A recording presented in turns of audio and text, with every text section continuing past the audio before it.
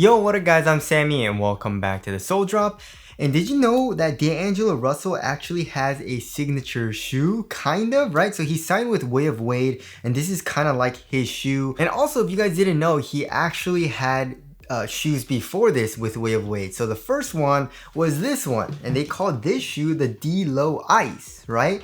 And this was a very nice budget shoe. The traction was really nice. It was a very responsive shoe as well. The cushion was okay, pretty stiff, but it had adequate impact protection and all that. Great support. And also the textile material was really nice. It's soft, but also very supportive. And then the next shoe that came out from Way of Wade was this shoe, which was called the Ice Blood V2.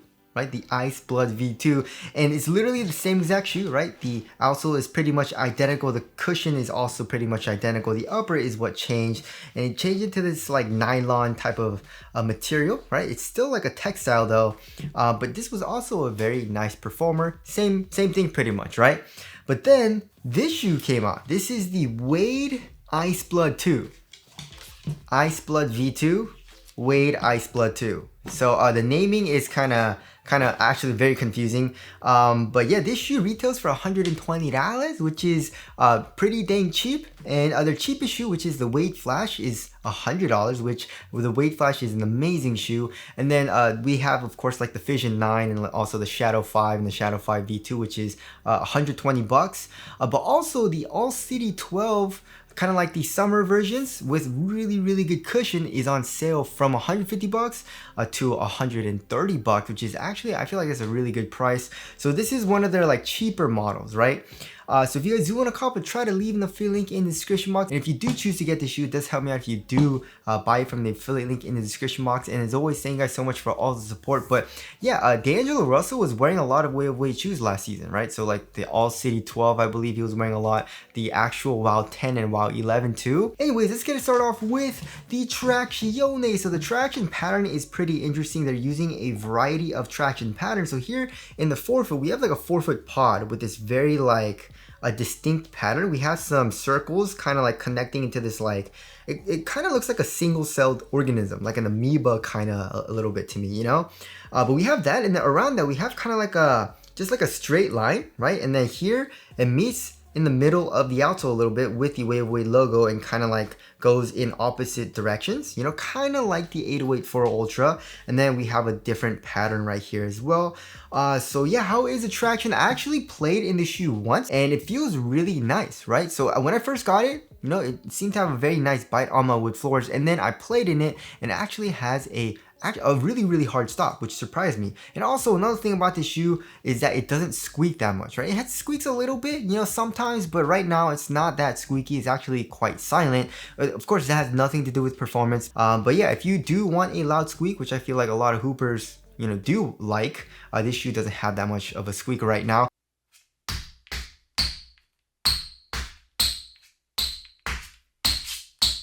We'll have to see how it breaks in though. Sometimes once you break it in, shoes do get more squeaky and stuff like that, but right now, not that much, right? But I am very impressed with the overall performance because it has a very nice bite. It sounds really hard, right? It also seems to be biting through dust pretty dang well too. And also for durability, you should be fine. The rubber is extremely freaking hard, especially where this forefoot pod is. And also around that, with this kind of like light blue color, the rubber is really hard too, right?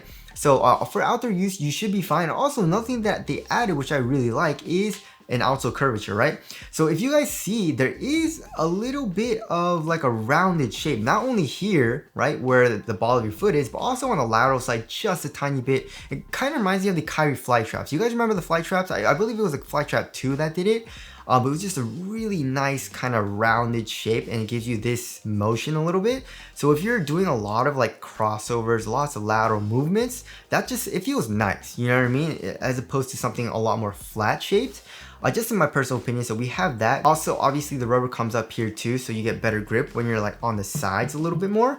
But with that shape, it feels really nice too. So that's a nice little addition to the outsole there. So moving on to the heel to toe transition, I mean, it's freaking crazy smooth and fluid feeling because it's a really flexible sole, right? So here in the heel, we have a nice rounded shape, and it is kind of caged, however. So we have, this is Cloud Plus foam. So Cloud Plus is actually pretty nice. It's kind of soft and all that, but it's just like around the perimeter of the midsole, you know? And also we have this black external heel counter too that cages the foam too. So there's not that much compression, but it's still kind of soft here in the heel. And then coming here into the forefoot, we have a very nice rocker shape, right?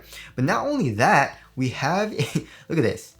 Here in the midfoot and also in the forefoot, it's just crazy flexible, right? So yeah, obviously torsional rigidity and support is not gonna be good. So if you need that, this will not be a good option, right? But if you like a really flexible feel, then obviously this is gonna be a good option. I mean, it's just like with a shoe this flexible, for me, I feel like my foot, right, and my ankles are doing a little bit more work when I'm playing versus a shoe that has like a full length plate, especially if it's like a full length carbon fiber plate. So it's just a different feel. It's not that it's worse or anything. There are people that do prefer like more of a flexible kind of shoe, but I feel like this is even a little bit too flexible, you know what I mean? So, well, I'll have to see on that. But obviously here in the Delo Ice, you know, and also the Ice Bleu V2, they have a midfoot shin plate, and it's a lot more sturdy. It's a lot more rigid feeling in this shoe versus the new one. So that's a very big difference in feel, right?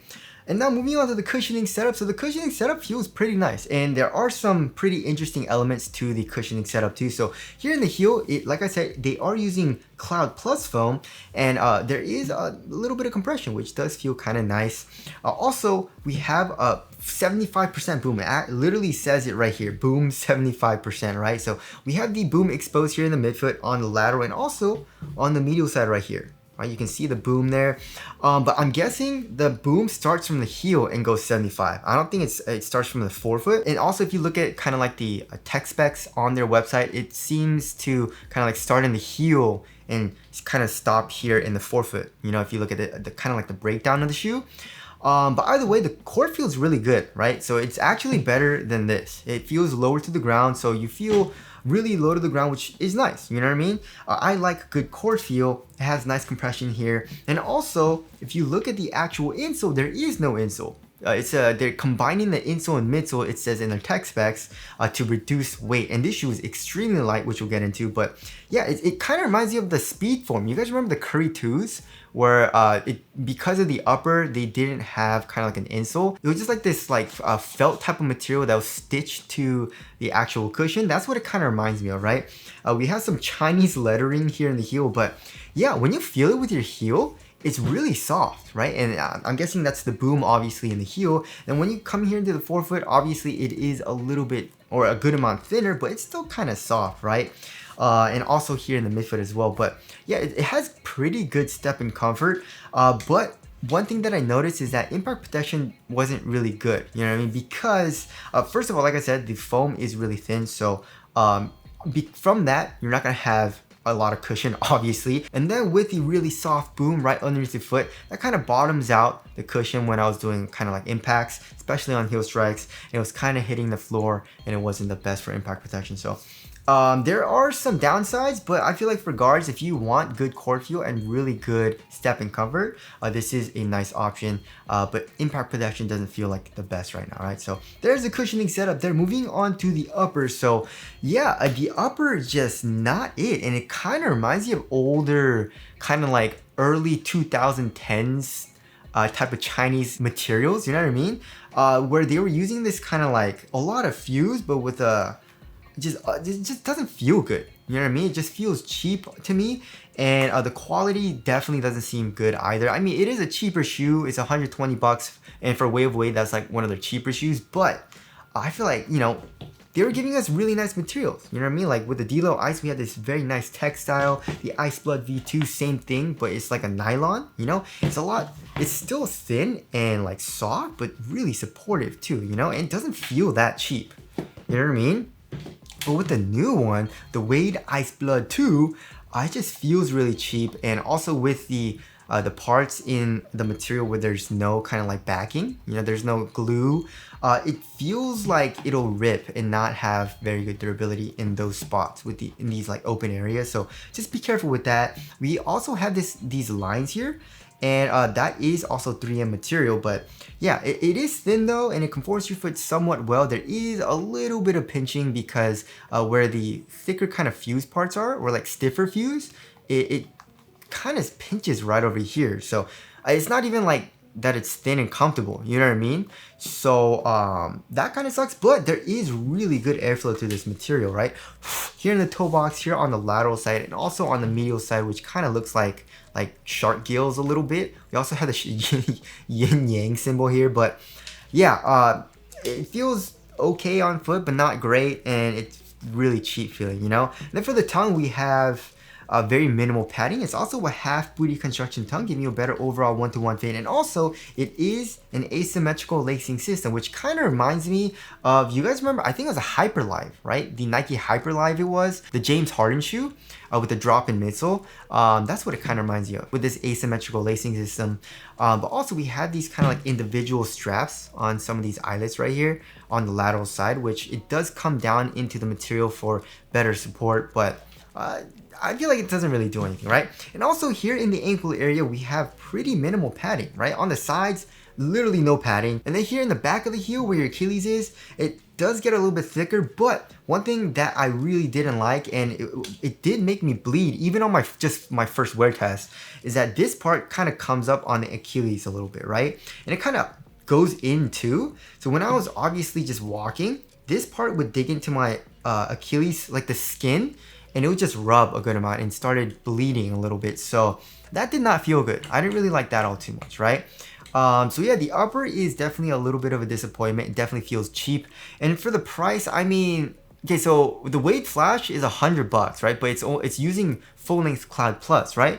This is $20 more at $120 with Boom, 75% Boom. So Boom is kind of like more of their premium kind of cushion or foam. So I guess $20 is justified, but then like, I don't know, with all their other shoes, like, I mean, like the 8084 Ultra, the material quality isn't the best too. The AC12 Encore is nice though, with the kind of like leather material, but the 8084, I feel like they need to improve upon the material quality a little bit. I feel like it's been lacking a little bit, you know? But I also did get the WOW 11, kind of like the textile material, and that one's pretty dang nice. So it just kind of sucks with the quality of the material with this. It also says loading here on the tongue, and also it says ice in my veins on this part right here, which is kind of like his saying, right? So there's the material there. Moving on to the fit. So the fit is also really, really not good for me, right? So I went up half a size, and this shoe is still freaking narrow to me, right? So length, there's a little bit of space, right? Definitely, I feel like I could have gone true to size, but it is freaking narrow, and it's squeezing my foot, and it's going like this. It's going like this. You know what I mean? So I definitely feel it squeezing the side of my foot, like. It's weird too, because it's not even like where my pinky toe is. I mean, it is squeezing my pinky toe, but it's also squeezing where my ring toe is, or I guess like my fourth toe, which is, I've never really felt that. This is a really narrow fit, which I don't like. And also here in the toe box, it's not even that snug. It's weird. It's not super roomy, but it's a little bit roomy with a really narrow fit. Which also kind of runs long, which it's not a great fit for me. I don't really like it. So yeah, if you have a really skinny foot, then go true to size. But I feel like most people maybe go up, probably go up half a size. But if you want a way more relaxed fit for the width, then go up a full size, right? So there is the fit there. Moving on to the support and lockdown. I feel like support and lockdown is gonna be pretty good, but like overall, the upper doesn't seem that supportive, first of all, and also just like the shoe just doesn't feel supportive, you know what I mean? So I mean, for lateral containment, I don't think your foot's gonna come out of the footbed though, because the necessary sidewalls are there. We have this kind of like plastic material, and also the foam coming up acting as a sidewall here in the forefoot, as you guys can see. And then here in the heel, we have an like also an internal TPU heel counter, as well as a foam and this plastic piece. So you should be fine for lateral containment with like your foot coming out of the footbed, right? But first of all, look at this. It's a really thin material, so it doesn't feel super supportive. And then also the overall shoe doesn't feel super supportive. So we'll have to see on that, right? Lateral stability though, this is a very wide shoe. You can see how much the forefoot protrudes out here on the lateral side. So lateral stability feels good. And also I really like the outsole curvature, like I said. And heel lockdown seems good so far. So that's good, but the overall upper doesn't feel super supportive, right? And then moving on to the weight of the shoe, that's what Wave of Wade wants us to know about this shoe, is that it's lightweight, right? Especially since, you know, it doesn't have an insole, but how light or how heavy is an insole really, you know?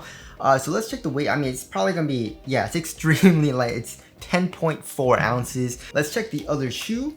It comes in at 10.15 ounces. So yeah, that's extremely light. The average weight of my shoes is around 12.5 ounces. Let's check the D-Low Ice. This shoe's probably like 13.05 ounces. And let's check the Ice Blur V2. And it comes in at 12.15 ounces. So yeah, it's extremely light. But is that a good thing? Yeah, I mean, it is. Most people I know want like a lighter shoe, and also they don't really want to play in a bulky shoe, which is good. You know what I mean? If you can shed off weight, that's a great thing for basketball shoes, of course. But you guys know like the $60 to $80 hoop shoes that you can get from like Nike, Adidas, and Under Armour, and it just feels cheap. That's what it kind of feels like here in this shoe, unfortunately, right now.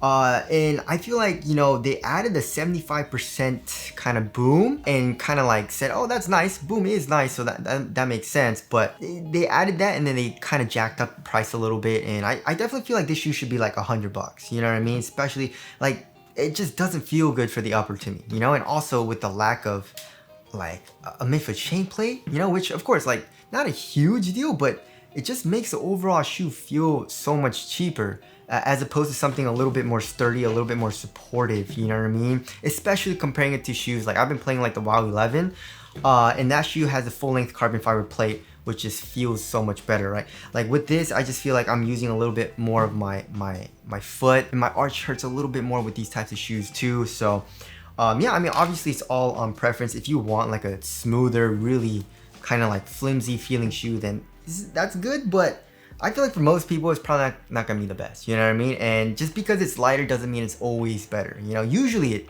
it is better though, you know? So there's a weight there. Moving on to the aesthetics, yeah, I'm not a huge fan, you know what I mean? And this is the announcement colorway, and I usually love the announcement colorway. I believe this was the announcement colorway, right? But all the other ones like the 808 Ultra, the AC12 Encore with announcement colorway looks amazing. This one looks and also the overall kind of like design of the shoe doesn't look that good. So tell us what you guys think of the aesthetic down in the comment section below. I definitely feel like this one is the best looking, and then this one, and then this one, you know?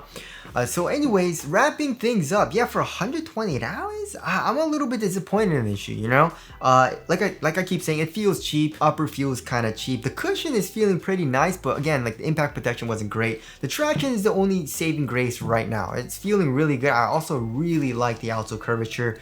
So that feels really nice, and we'll have to see on the overall support. I'm gonna need to keep playing it, but right now, for $120, it definitely doesn't feel great. You know what I mean? If it was 100, I'd be like, okay, it's not bad, you know. But $120 is not the best. I believe these were like $110 if I remember correctly, you know? Anyways, a little bit disappointing, but things might change. Maybe the shoe will get a little bit better once I kind of like keep playing it. But we'll have to wait for the full performance review for that. But anyways, that concludes my first impressions look on the Wade Ice Blur 2. Again, if you guys want to copy, try to leave an affiliate link in the description box. But that's it. Thank you guys for watching, and I'll see you guys in the next one.